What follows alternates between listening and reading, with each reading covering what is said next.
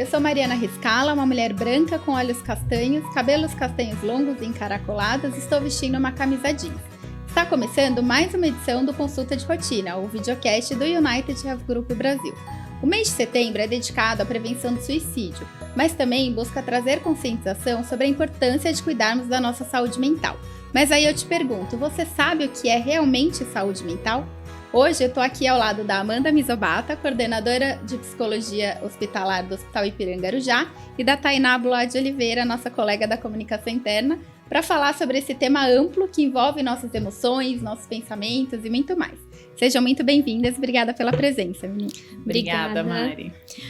Bom, meu nome é Amanda, é uma mulher branca com descendência oriental, cabelos médios, castanhos, com algumas mechas loiras. Estou com uma blusa verde escura e um colar verde claro. É um prazer estar aqui com vocês hoje, meninas. Obrigada pelo convite. Bem. Oi, pessoal. Eu sou a Tainá Oliveira, sou analista de comunicação interna. Sou uma mulher branca, de cabelos longos escuros. Meus olhos são castanhos escuros. Estou com uma blusa verde, quase no mesmo tom da Amanda, e um colar dourado. Obrigada pelo convite, Mari. É um prazer ter vocês aqui com a gente. Vamos lá, para a gente começar, né? O que é saúde mental? A saúde mental, ela envolve muito mais do que a ausência de um transtorno mental, né? Então, ela envolve um bem-estar físico, emocional, bons relacionamentos, né? A gestão das nossas emoções e como a gente vai lidar com tudo isso nessa rotina que a gente tem de ter que produzir cada vez mais, uma rotina estressante, né? Então, é muito mais do que a ausência de uma doença. Bacana. E até a gente fala, né? Você falou sobre esses desafios da gente lidar com tudo que a gente vive, né? Toda a demanda que a gente tem no nosso dia a dia, né? Seja no trabalho, pessoalmente, quando na maternidade também, né? Num casamento, tudo da casa, todos isso, né? E acho que esse grande desafio aí, o lance é como a gente consegue equilibrar todos esses pratinhos, né? A gente sabe que em alguns momentos a gente não vai conseguir e tá tudo bem também, né? E o autoconhecimento, ele é muito importante para que a gente consiga, né? Com certeza. E assim, né, Mari? A gente tendo consciência que a gente não vai conseguir estar 100% em todas as áreas da nossa vida é muito importante, né? Porque às vezes a gente se cobra muito estar muito bem em todas as áreas e a gente se frustra, porque isso não é possível, né? Então, se conhecer, saber os seus momentos, os momentos de vulnerabilidade, os momentos que você vai precisar de ajuda, é muito importante. O autoconhecimento para a gestão das nossas emoções, para a regulação das nossas emoções é muito importante, né? E aí também engloba o autocuidado, né? Como que nós vamos fazer para amenizar o estresse do dia a dia, para nos manter mais produtivos, para melhorar a nossa saúde mental, né? E aí, meninas, tá saúde mental em dia? A Mari comentou dos pratinhos e a gente tem muito pratinho, né? A gente, vou falar por mim, mas eu tenho o pratinho da maternidade, tenho o pratinho de esposa, tenho o pratinho dos meus amigos, tenho o pratinho da minha família, tenho o pratinho do trabalho, que é o que acaba ocupando o nosso maior tempo. E eu acho que até esse autoconhecimento, ele pode ser até momentâneo também. Porque tem algum minuto que eu tô lá trabalhando, a minha filha fez um escândalo para ir para a escola, não tô tão bem com meu marido, a gente discutiu porque a toalha molhada estava em cima da mesa. Tem um monte de coisa ali rodando na nossa cabeça e eu sei que eu preciso parar, porque senão eu não vou conseguir continuar trabalhando direito. Então, eu paro, respiro, vou comer alguma coisa, olho na janela, sento, ouço uma música, alguma coisa eu faço, porque é isso, eu me conheço, eu sei que não tá legal, que eu não tô bem, então eu preciso parar, preciso respirar, descansar, e aí voltar de novo, e aí continuar ali segurando todos os pratinhos, mas é super importante mesmo, autoconhecimento, para mim, assim, durante todo esse período que nunca não está sendo fácil, né? Acho que desde a pandemia foi um período bem complexo, foi fundamental na minha vida para eu continuar mantendo a sanidade. Assim. E o acúmulo de papéis, né? Sobretudo para as mulheres, né? Pesa muito, né? A gente se cobra ser uma excelente mãe, ser uma excelente esposa. E nós precisamos ter consciência que nós não vamos ser excelente o tempo todo, né? Nós vamos ter momentos de excelência e momentos mais de vulnerabilidade, né? Eu achei bacana, até a Thay, por exemplo, ela comentou vários pratinhos, mas nenhum pratinho ela falou dela mesma. Dela mesma. A hora que a Amanda começou a falar, eu pensei, eu não falei meu pratinho mulher. Exato. Não, e não só mulher, você como pessoa, né? Eu assistindo sempre, TV, né? Assim, e é nada. sempre o que você, como você é ou como você pode ajudar para alguma dessas coisas. Nunca o que você faz, né, para você. E é muito difícil isso, realmente. A gente sempre quer estar bem para poder trabalhar bem, para poder ter um casamento bom, para poder ser uma mãe boa, mas e nós, né, como pessoa, uma esposa, que seja uma família, né? Eu tenho que dar uma atenção para os nossos amigos. Eu não estou no dia de ir, não tá tudo bem, e tá tudo bem, né? Acho que a gente também tem bastante preconceito de falar, né? Exatamente. De assumir, de repente, que a gente não está, de repente, num bom momento e que tá tudo bem não estar tudo bem. Tá tudo bem deixar cair algum pratinho e ele quebrar, né? Faz parte da nossa vida. Isso, e né? essa é uma provocação que eu sempre faço para os meus pacientes da clínica, né? Então, eu sempre pergunto às pessoas que são importantes na vida deles. E eles nunca falam deles mesmos, né? Sendo que a gente deveria estar em primeiro lugar, né? Porque a gente precisa se amar para saber amar o outro, a nossa saúde mental precisa estar em dia, né? Para que o resto flua de uma maneira produtiva e boa e plena, né?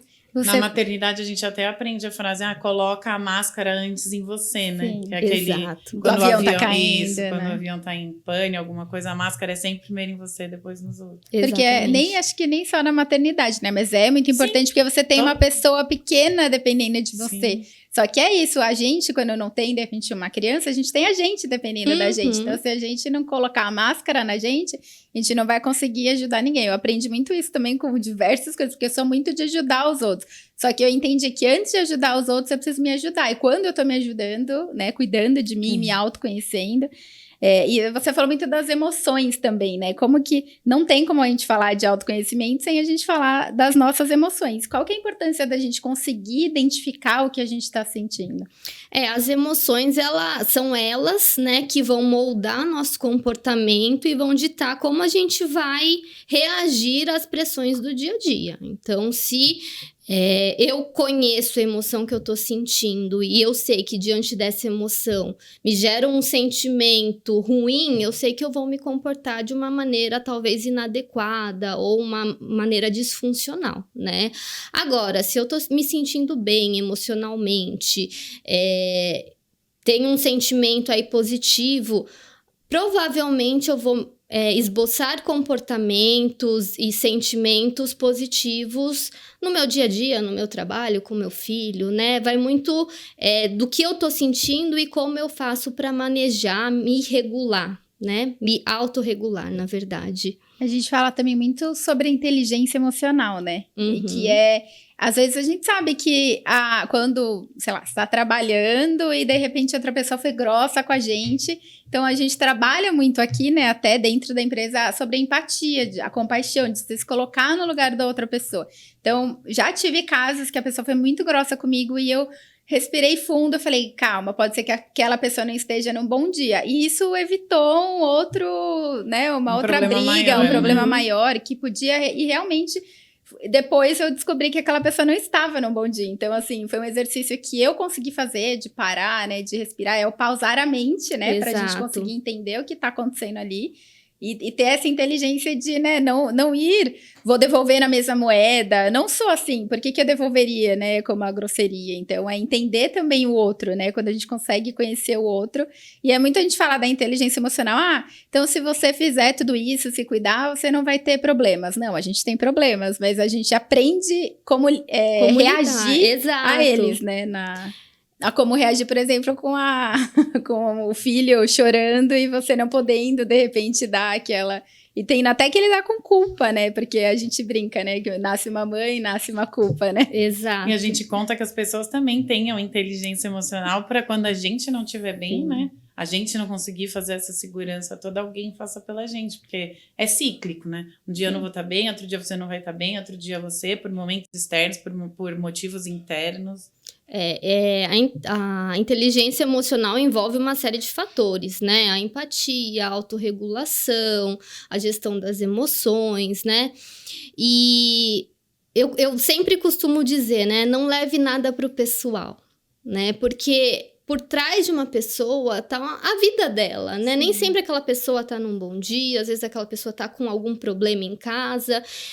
E o copinho transborda, os pratinhos caem, né? E às vezes em cima de outras pessoas, né? Então, naquele calor das emoções, a gente acaba agindo de uma forma impulsiva. Isso é não ter gestão das emoções, né? Então, isso é muito importante. Exato. Então, você saber agir diante de uma pessoa estressada, ou saber o momento de falar ou se calar, ou, olha, nesse momento eu não vou conversar com a pessoa porque eu não estou bem. Isso é se conhecer, né? Amanda, isso é inteligência emocional. Por exemplo, assim, Mari, vou fazer uma pergunta. Eu sei que você é responsável das perguntas, mas imagina, você vai te falar. Quando que esse controle das nossas emoções se torna um sinal de alerta? Porque eu sou uma pessoa que eu controlo muito bem as minhas emoções, mas eu controlo tanto que chega uma hora que eu explodo. E essa explosão não fica legal. Tá. Então, eu controlo durante um ano. Durante um ano, eu não controlo, não reajo de uma maneira impulsiva. Mas o dia que eu reajo, o dia que eu não... É um copinho, né? Você vai enchendo. O dia que o meu copo enche é uma coisa absurda. E me faz mal. Então, como conseguir dosar isso muito bem, entendeu? Não é uma questão de quantidade, mas é de qualidade. Na verdade, nós temos muitas ferramentas aí, né? Para uma boa saúde emocional, uma boa saúde mental. Psicoterapia, né? Você levar situações que te estressaram, a forma com que você agiu. Praticar exercício físico, né? Ter uma boa alimentação. Soltar um pouquinho o controle. Controle não é bom em excesso e a verdade é que a gente não controla absolutamente nada. A gente tem a falsa ideia, a sensação de que a gente controla alguma coisa, mas não controlamos e tá tudo bem, né? Então, o excesso de controle talvez esteja aí enchendo muito seu copinho, né? Quebrando alguns pratinhos que não deviam ser quebrados. E é importante levar para terapia, para discussão, né? Como eu agi, por que eu agi dessa forma, que emoção que surgiu naquele momento. Se eu tivesse uma emoção diferente, será que a minha ação seria diferente também? É muito estar com você mesma, se fechar no seu mundo com um profissional, né? Para te ajudar na gestão dessas emoções e na gestão do seu controle. Quando você fala de encher o copinho, é por quê? Porque você guarda pra você e não quer falar o seu sentimento, de repente? Ou nessas de, talvez ele não esteja num bom dia. A gente recebe 30 e-mails grosseiros no decorrer de 6 meses. E você vai e respira aquilo que a gente falou mesmo. Sim. De controle, tá? Tudo bem, o meu dia tá bom. Mas aquilo vai ficando, né? Poxa, essa pessoa já é o 3º e-mail que ela me manda assim. Atendi aquela cliente me tratou mal, aquele outro paciente também me tratou mal. Uma hora a gente dá uma cansada. E eu tenho um pouco de medo de quando a gente cansar, o estrago, entre aspas, mas ser pior do que se eu fizesse isso... segregadamente, sabe? Sinalizasse de repente para a pessoa, né? Nesse sentido, eu acho que assim, é importante a gente nos impor também em alguns momentos, né? Não é aceitar tudo, né? Quieta, né? É saber se impor, dar limites. Isso daí também faz parte da inteligência emocional. Mas dar limites de uma forma que você não gere um desconforto, né? Não precisa ser agressiva. Ruim, né? Exatamente. Dar limites também é importante para nossa saúde mental. E que muitas vezes a gente não faz, porque eu odeio brigar com as pessoas, detesto. Então é muito isso que eu ia falar, a gente guarda muito pra gente, só que é isso, quando a gente faz uma terapia ou quando a gente se autoconhece, nem precisa fazer terapia, né? Porque não é todo mundo que pode fazer ou que gosta de fazer. Mas bem a gente se conhecer mesmo, né? Então a gente fala, opa, isso aí não pegou legal pra mim. Então, olha, vamos trabalhar por aqui, tentar. Não deu certo por e-mail, vamos falar, porque realmente também o e-mail, né? A gente sabe, hoje em dia um e-mail, uma WhatsApp. conversa, é muito o quanto eu tô reagindo àquilo, né? Sim. Que eu tô recebendo, o quanto a minha energia naquele momento, ou quanto, sei lá, que a pessoa não tá bem naquele momento e solta. Do jeito eu sinto reativo. Então eu já fico, opa, foi grossa. E às vezes a pessoa escreveu normal. Então, de repente, é isso, né? Tá achando que tá grossa? Liga. Fala, né? Chama pra uma reunião e conversa. Porque se a pessoa continuar sendo grossa, daí fala, amiga. Tá, é a comunicação assertiva, né? Você saber limitar. Olha, até aqui você pode ir comigo. É saber falar não, né? Porque às vezes a gente acaba aceitando muita coisa e não dando conta, né? E se estressando. E até é isso, né? Quando a gente entende o que a gente sente, a gente também entende, por exemplo, quando a gente tá triste. Eu tive já depressão faz uns 5 anos, e era isso, eu sempre fui uma pessoa muito alegre, e no momento eu percebi, hoje eu tô meio pra baixo, tô meio tristinha. Aí no outro dia eu também tava meio tristinha, daí eu falei, opa, eu conheço as minhas sensações, eu sabia que aqueles momentos de tristeza estavam se repetindo muito. Aí eu fui atrás de tentar entender e me cuidar. Mas é isso, né, como que a gente... Quando a gente consegue identificar, a gente, de repente, consegue até prever, né? De chegar numa depressão ou numa crise de ansiedade, né? Exato. E, assim, a intensidade do seu sentimento, né? Ocorreu uma situação que me deixou extremamente triste. Será que eu precisava ter ficado tão triste assim? Será que tá desproporcional para essa situação? O grande problema, né, das doenças mentais, os transtornos, por exemplo, uma depressão, é que você só percebe que você está doente quando você já adoeceu, né? Porque a gente vai indo de pouquinho em pouquinho, empurrando com a barriga, achando que é um momento difícil, vai passar. E aí, quando você vê, você já está extremamente triste, você não consegue levantar da cama para ser produtiva, para fazer uma atividade básica do dia a dia, né? Então, se perceber e ter uma rede de apoio que você possa contar para falar, olha, tá estranho, você não é assim. Ou, olha, Mari, tá desproporcional isso que você tá sentindo, né? Ou a própria psicóloga, né? Olha a intensidade desses sentimentos, né? Então, por isso que é importante a gente ter pessoas ao nosso redor que nos apoiem nesses momentos de dificuldade. Sim. E falar, né? Eu acho que é o que a gente costuma bastante falar. No Setembro Amarelo, inclusive, né? Muito se fala sobre o diálogo é a melhor prevenção. Porque, às vezes, você percebe que outra pessoa não tá bem, você se coloca à disposição para conversar com ela. E ela, ao se abrir, ela mesma consegue perceber o tamanho do que ela tá sentindo, né? Entre aspas, o tamanho do problema, digamos assim. E acho que é muito isso, né, que você comentou, a gente entender e poder se colocar para o outro, né, essa rede de apoio, e também poder contar, saber que a gente tem outra pessoa que a gente não precisa guardar pra gente, de repente, um sentimento, né, uma tristeza, né, lidar com algum momento que foi muito triste na nossa vida, porque a gente passa, né, por saber pedir ajuda, né? Sim. Mas, Amanda, na sua visão profissional, você acha que as pessoas que estão ali... tendenciosas a ter a depressão, a ter alguma coisa nesse sentido, elas conseguem identificar nelas? Então, quando a pessoa já está muito adoecida, ela não tem certas percepções ou ela acaba tendo algumas percepções distorcidas de si, né? E aí, nesse sentido, é importante a sua rede de apoio para sinalizar.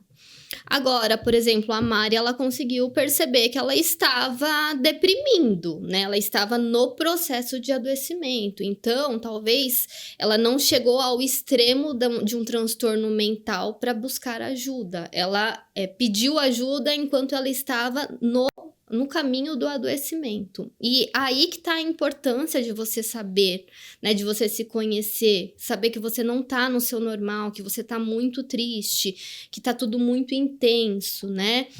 Agora, quando você já está adoecida, é rede de apoio, são os colegas de trabalho. É importante você receber esse feedback de um gestor, por exemplo, né?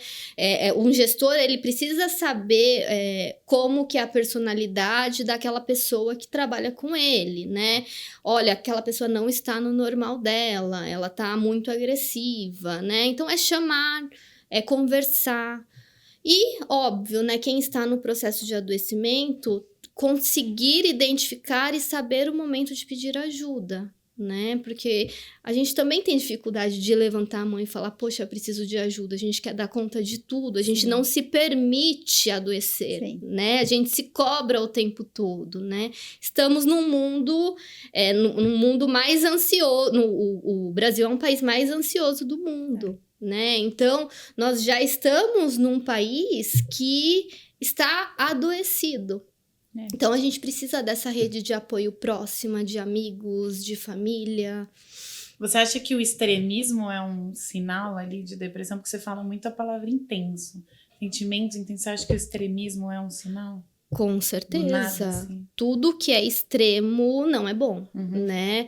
A gente precisa saber se autorregular, né? Saber que eu estou muito triste porque eu estou muito triste. Ou eu estou extremamente feliz porque eu estou extremamente feliz. Porque a felicidade intensa, ela também pode ser um sinal aí de um quadro de mania, né? Por exemplo. A não ser que a gente esteja apaixonado, né?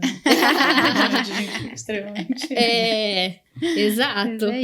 E aí agora a pergunta de milhões, né? Como a gente manter a nossa saúde mental ali, a nossa sanidade mental nesse mundo doido, né? Mas brincadeiras à parte, assim, existem ferramentas que a gente pode dar essa pausa na nossa cabeça e até nem a gente comentou antes, né, aqui que a gente conversa até, existe a palavra infoxicação, né, que a gente se intoxica de tanta informação. Então, assim, como que a gente consegue, que ferramenta que a gente pode utilizar para dar essa pausa na nossa mente e cuidar da nossa saúde mental? Tá. Bom, eu gosto sempre de falar muito sobre o exercício físico, né? Ajudar o nosso corpo a produzir hormônios bons, hormônios a serotonina, a ocitocina, né? A higiene do sono é muito importante, né? Você se desligar mais ou menos 2 horas antes de dormir. Então, acabar com as telas, né? Não ficar no celular. Tomar um vilão, chá. Né? O celular, exatamente. Tanto dos adultos quanto das crianças. O celular me acalma, Amanda. Eu vejo ali um negocinho que eu gosto. Não existe. Não existe. Então, será que o seu sono tem sido de qualidade por estar no celular até tarde? Né? A gente precisa ter um sono de qualidade, um sono que nos permita estar bem no dia seguinte, né? E ainda mais nós enquanto mães, né? Então, a higiene do sono é muito importante. Você largar um pouquinho a tela antes de dormir, tomar um chá, ler um livro, né? Justamente desacelerar, né? Ter menos informações possíveis na sua mente, né? Pra não ficar pensando. Pra não ficar pensando, e não sua dormir, mente né? continuar trabalhando enquanto você tá dormindo, né? Porque aí você acorda acabado. A psicoterapia, né? Pra você se conhecer mais, ou talvez... Isso aí eu tô em dia. Não, eu não tô em nenhuma das duas. Vamos ouvir as próximas, só pra fazer o checklist. Então, a psicoterapia para você, né, ter uma ferramenta, uma pessoa que te ajude a lidar com os problemas do dia a dia, relações saudáveis, né, tempo de qualidade com as pessoas que você ama, né, buscar prazer. O que te dá prazer? É uma pintura? É cozinhar, né? Então, buscar atividades que te dê prazer, tudo isso vai contribuir aí para uma boa qualidade da nossa saúde mental. Tá tão errado não, você faz exercício. Faço bastante. Que bom! Essa é a sua terapia. Essa é a minha terapia. Então, talvez é isso que esteja te ajudando a equilibrar os pratinhos. Mas olha, eu vou te falar, a nossa conversa aqui tá quase me convencendo a fazer outra terapia. A Mari falou uma frase aqui que eu falei, meu Deus, esse é o meu problema. Você falou que você odeia brigar, então você guarda muitas coisas pra você. E eu sempre penso, nossa, mas por que será que eu guardo tantas coisas pra mim? E é isso, eu odeio brigar, eu odeio discutir. Eu sei que depois normalmente a gente se acerta, então pra que eu vou fazer isso? Eu vou guardando, e eu acho que isso me faz super mal. Sim. Então, eu acho que, ok, academia, ok, exercício físico, mas acho que a psicoterapia também é fundamental. E a psicóloga vai te ajudar, né, a ter um manejo desses problemas sem você precisar brigar, por exemplo, através de uma conversa assertiva. É uma pessoa que estudou pra isso, né? Porque eu ouço bastante, eu faço minha sessão de psicóloga com as minhas amigas.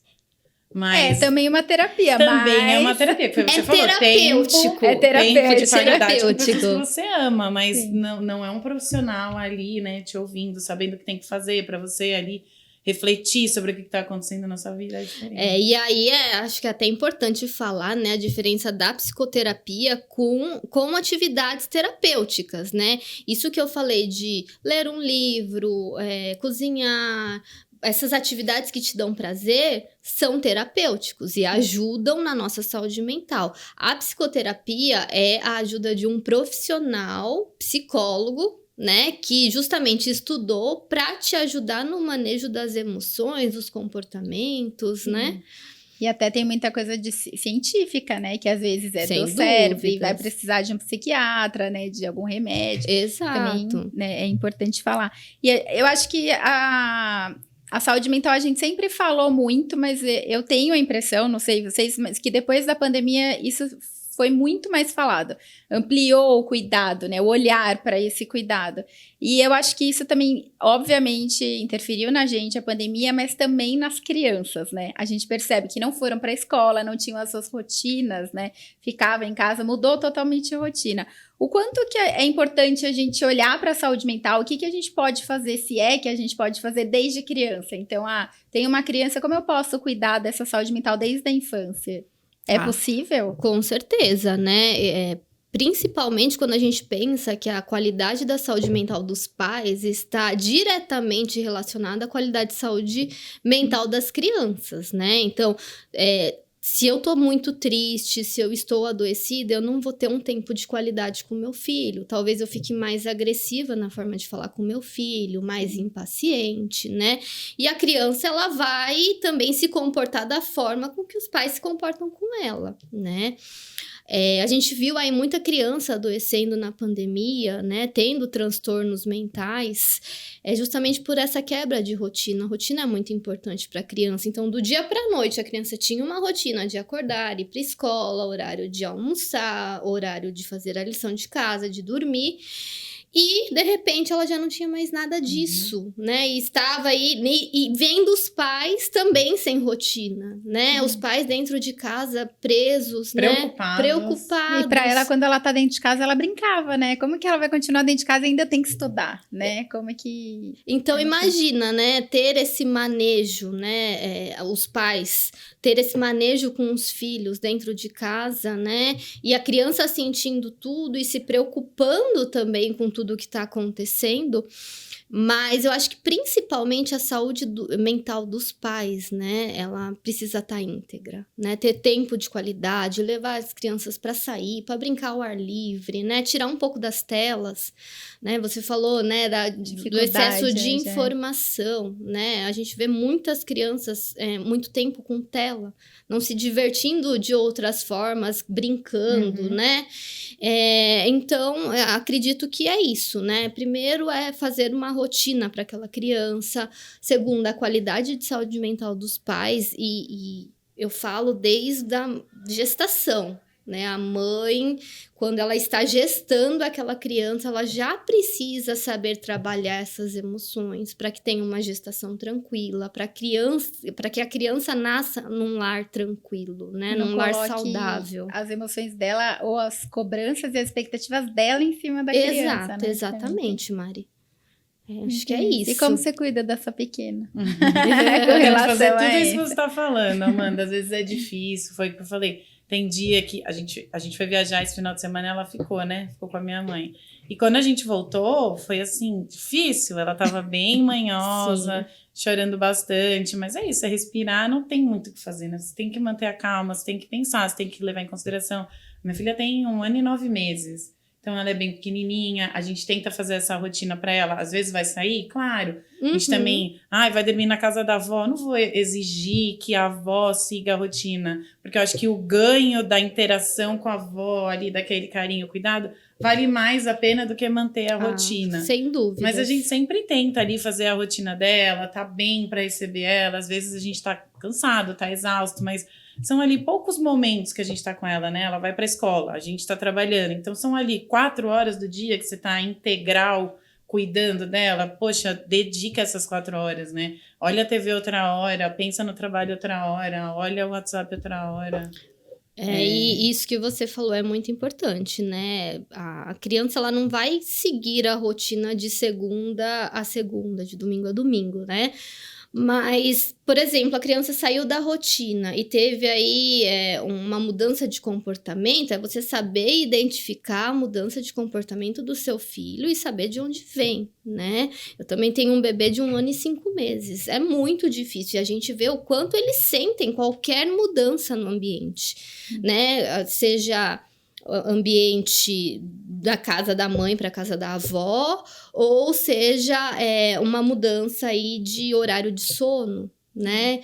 Mas a gente ter esse manejo, saber ser resiliente, né? Saber o momento de respirar fundo e falar, nossa, calma. Dá-me paciência. Exercitar a paciência, a resiliência o tempo todo, para que eles sejam menos atingidos possível, né? Então, o cérebro da criança, ele tá em desenvolvimento, né? Esse desenvolvimento, ele só termina por volta dos 24, 25 anos, né? Então, é muita informação que a gente precisa receber para que a gente consiga manejar. Então, até os 25 anos, estamos recebendo informação e o nosso cérebro lá neuroplástico, né? Cada vez adquirindo mais informação e conhecimento. E imagina uma criança que está em fase de desenvolvimento e aprendizagem, né? Parece que tem gente que até hoje ainda está em desenvolvimento. Não, e até os 25 anos, então é criança, é pré-adolescente, é adolescente, é muito tempo. Quantas personalidades não são formadas aí, né? Exatamente. A importância de tudo e a que descoberta, vive, né? A descoberta de quem eu sou, né? Do mundo. Do que eu gosto, né? Do que eu gosto, do que eu não gosto, do que eu quero, do que eu não quero, né? E acho que também muito de cuidar dessa saúde mental das crianças não é impor o que os pais... ter esse cuidado de não impor o que os pais querem, né? É entender quem é essa criança, o que ela gosta, que ela também tem vontades, ela também tem emoções. E respeitar né? As escolhas e decisões dessa Sim. criança. É difícil. É eu tô desafiador. aproveitando agora que a minha filha não conhece tanto, então vou fazer o aniversário dela da princesa que eu gosto. Vai opinar, porque ela nem sabe nada. Quando ela crescer, você vai ver isso aqui. É isso, pra depois a gente seguir com tudo. Não vai tudo, saber. né? Mas o que a gente puder proporcionar, o que fizer sentido. Exato, mas é um desafio diário, a maternidade e saber gerir todos esses papéis que a gente tem e haja saúde mental para isso, né? Haja saúde mental. E é o grande desafio aí diário a gente cuidar da nossa saúde mental. Meninas, eu queria agradecer pela presença, a gente poder... É um assunto que eu gosto muito, eu tenho minha irmã psicóloga, então eu sou muito próxima disso, acompanhei muito tudo isso de saúde mental sempre, e eu acho que é o nosso desafio diário realmente cuidar da nossa saúde mental, né? Queria agradecer pela presença de vocês aqui nesse nosso bate-papo. Eu que agradeço, Mari e Thay, pelo bate-papo gostoso que a gente teve aqui, contem comigo aí pra saúde mental de vocês também, tô aqui como rede de apoio. Agradeço, Mari, tava super nervosa aqui da gente fazer, mas foi uma delícia, foi super legal, super tranquilo. Obrigada. Vale lembrar que a responsabilidade por cuidar da nossa saúde mental é toda nossa. Tenha seus momentos de pausar a sua mente, de prestar atenção em você, nos seus sentimentos. Busque ajuda, descubra o que brilha aos seus olhos, faça exercícios, fortaleça sua fé. Afinal, tudo está conectado, corpo, espírito e mente. Então, se cuide e tenha uma vida leve e feliz. Obrigada pela sua companhia e até a próxima.